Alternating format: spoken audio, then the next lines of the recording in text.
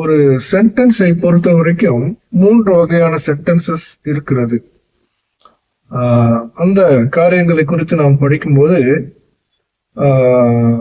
ஒரு இன்னொரு வித்தியாசமான ஒரு சென்டென்ஸ், அதாவது வினா வாக்கியம் என்று சொல்லுவாங்க. கேள்விகளை எழுப்பக்கூடிய வாக்கியங்களை நாம் இப்போ படிக்க போறோம். ஒரு சில எக்ஸாம்பிள்ஸோடு நான் உங்களுக்கு கற்றுக் கொடுக்கிறேன்.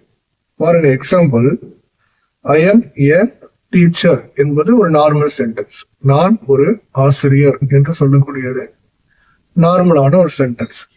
இந்த சென்டென்ஸை எப்படி நீங்க கேள்வி, அதாவது வினா வாக்கியமாக எப்படி கேட்க முடியும், மாற்ற முடியும் அப்படின்னா, ஆம் ஐ அ டீச்சர், ஆம் ஐ அ டீச்சர், அதாவது அந்த ஆக்சிலரி வெர்ப் முதல்ல வந்துடணும், சப்ஜெக்ட் ரெண்டாவதா போயிடும். எங்கெங்கெல்லாம் இந்த